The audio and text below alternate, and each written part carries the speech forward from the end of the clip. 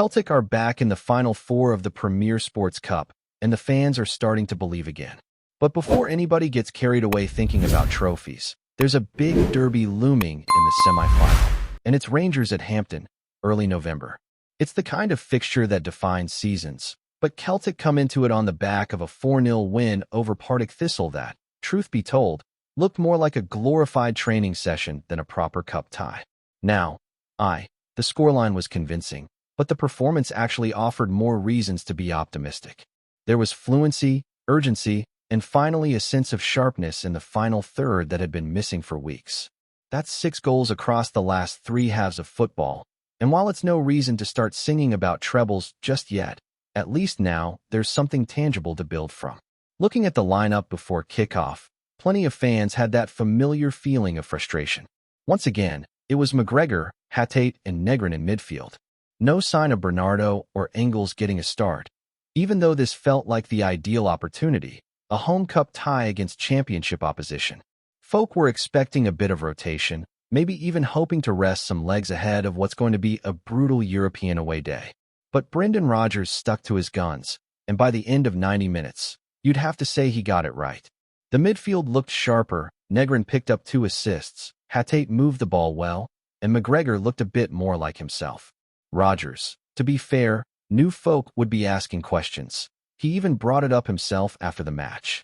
He explained that with the international break, some of the players had barely kicked a ball in weeks, so dropping them again would have left them completely out of rhythm. You could see the logic in that, and considering how routine the game turned out, there's no major complaints in hindsight. First 20 minutes or so, Thistle were organized, sitting deep and trying to frustrate. It was mostly long shots from Celtic, and to be honest, not much threat early doors.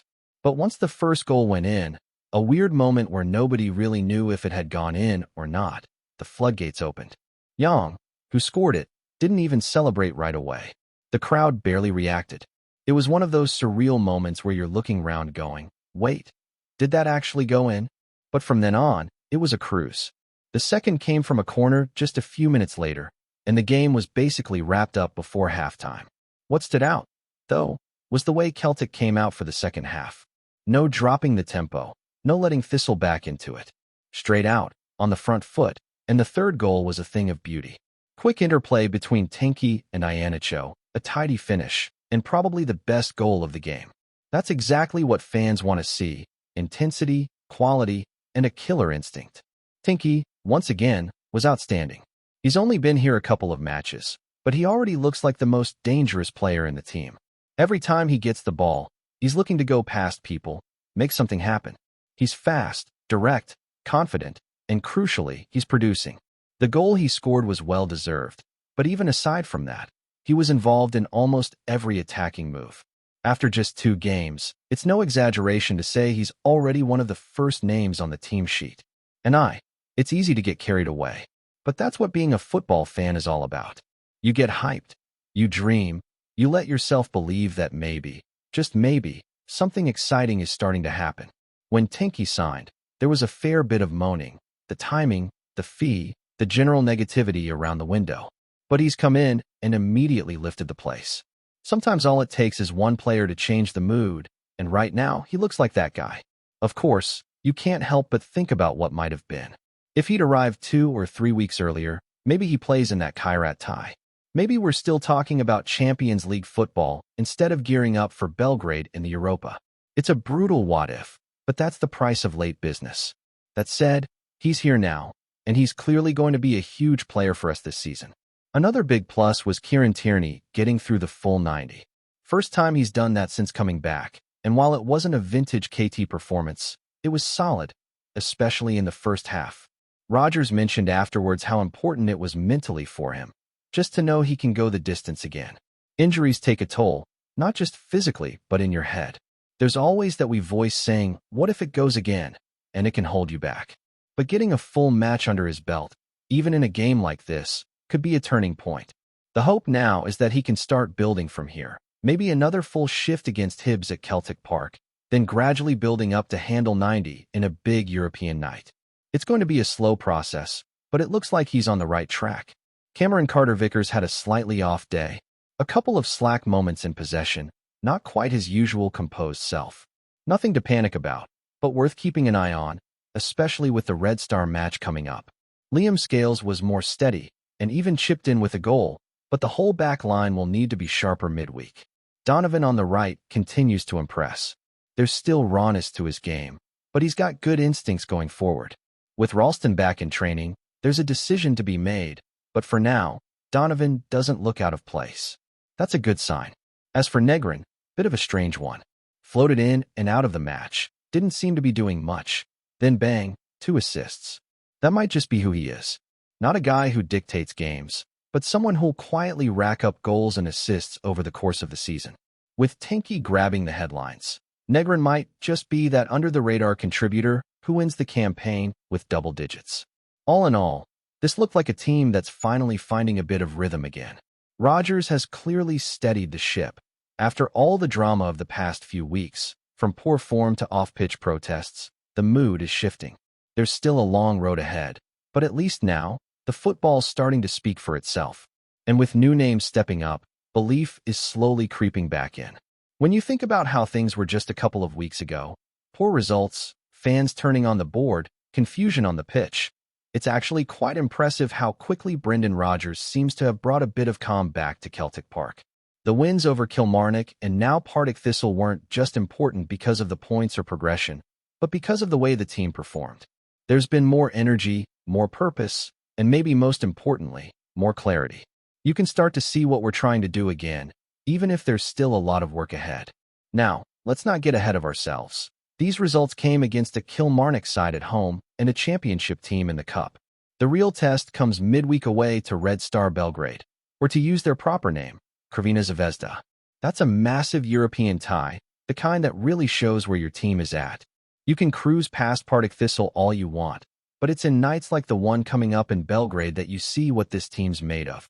That's when the pressure's real. And this is not just any European away day. Red Star are flying just now. They've won 7 out of 7 domestically, and they're not just edging games, they're battering teams. 7s, 5s, 4s, they're scoring for fun. They just came off a 2-1 win over their biggest rivals in what they call the Eternal Derby over there.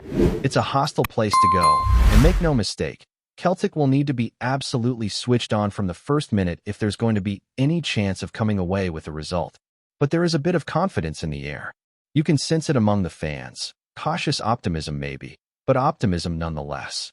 Part of that's down to the recent form, but part of it is also just the feeling that some players are finally starting to show what they're capable of. Tinky's the obvious one. He's been electric since he came in, but there's also Iannicho, who's still finding his feet, but is clearly offering more than what we had up top earlier in the season. His movement, his hold-up play, even just the way the ball sticks to him, it's a noticeable step up.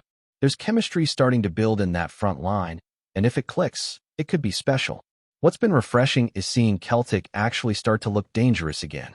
For weeks, we were watching the team dominate possession but create next to nothing. Now, you can see there's a real intent to get forward, to stretch teams, to play with width and pace. Tinky is dragging defenders out of position, creating space for others. Yang's starting to look a bit more confident too. Even if not everything he tries comes off, he's getting into good areas and causing problems. These are small shifts, but they matter. They add up. And with the return of guys like Tierney and maybe even Ralston soon, there's a sense that the squad's finally beginning to take shape. The injury list is still not perfect, and there's still question marks over depth in certain positions, but it feels like we're closer to our best version now than we've been at any point this season. Even the midfield, which has rightly come under criticism, looked a bit more balanced in the last match. Hatate had more urgency, McGregor looked more involved, and Negrin, as mentioned, is quietly delivering. It's not flashy, but it's effective, and that's all you can ask for sometimes. Of course, defensively, there's still concerns. Carter Vickers having an off day isn't the end of the world, but it's not ideal timing heading into Belgrade. Scales has been steady but will need to be on top of his game. There's no room for lapses when you're up against a team that can punish mistakes in seconds. If there's one area that still feels fragile, it's the back line. But then again, how many times have we gone into a big European night with doubts and come out surprised? That's the thing about these games. They don't always follow logic. And you know what else doesn't follow logic? The Europa League. It's chaotic. You get mad results all the time. Big teams slip up. Underdogs rise up. It's the nature of Thursday nights. Maybe it's the travel, maybe it's the mentality, but it's unpredictable. And that could play into our hands. No one's expecting Celtic to go over there and dominate. But if we can stay organized, take our chances when they come, and maybe ride our luck a bit, why not? We've done it before. The record away from home in Europe over the last year or so has actually been solid. Clean sheets away to Atlanta, Zagreb, even Kazakhstan. We've shown we can be hard to break down when we set up properly. Still, for any of that to work, we need players like Tinky to show up big. He's going to be the outlet, the one who gives us a chance to counter, to relieve pressure, to do something when the rest of the team's pinned back. These are the nights where heroes are made. You look back at guys like Frimpong. Remember how he came to life in those big European games? Tinky's got that same vibe. And if he can produce something in Belgrade, it could be the start of something even bigger. Another factor in all this, and one that can't be ignored, is the atmosphere around the club. Off the pitch, things are still tense. Fan protests aren't going away. The displays at the weekend made that clear. Banners targeting the board, criticism over the handling of the transfer window, the usual faces being called out. But the message was equally clear: support the team, not the board. And that's what we saw on Saturday. Full backing from the stands. All the noise directed at the pitch, not at the director's box. This new Celtic fans collective that's been formed seems like it's going to be a real force going forward. It's got support from across the fan base, supporter clubs, ultras, fan media, all pulling in the same direction. The goals are ambitious. Modernize the club, demand accountability, get real answers from the people running things. It's not about being disruptive for the sake of it. It's about making Celtic better. And that's something every supporter should be behind, no matter where they sit on match day. The truth is, none of this recent positivity should let the board off the hook. The problems are still there. The squad should have been strengthened earlier. Players like Tinky should have been signed weeks before they actually were. And the cost of that delay was likely a place in the Champions League. That's the reality. And that's why fans are right to keep pushing for change, even while the team is starting to turn things around on the pitch. Rodgers deserves credit for steadying things. There's no doubt about that. But he's having to work within limitations that shouldn't exist at a club the size of Celtic. The job is harder than it needs to be, and the frustration isn't just about transfers or results. It's about ambition. Celtic fans want a club that thinks big, that acts early, that prepares properly for the big moments. And until that happens consistently, the protests will continue.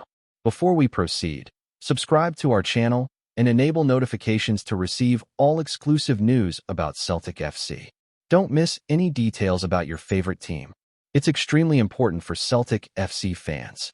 Whispers are swirling around the streets of Glasgow this week, and if they prove true, Celtic may well have pulled off one of the most striking double swoops in recent memory.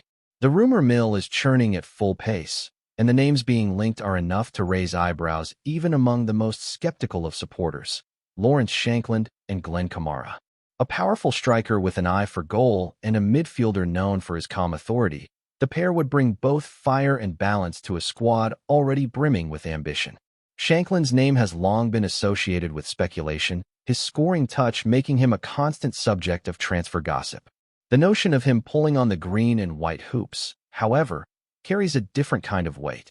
A striker of his profile, with a nose for late goals and the knack for unsettling defenses, is exactly the sort of player Celtic fans have craved as they look to stretch their dominance across the league. Whether he would thrive under the Parkhead lights is the question that lingers, though few doubt his ability to deliver when the pressure mounts. Alongside him, Glenn Kamara offers a quieter but equally important dimension. Calm on the ball, intelligent in his positioning, and rarely rushed, the Finnish international has been tipped as a player capable of steadying any midfield storm.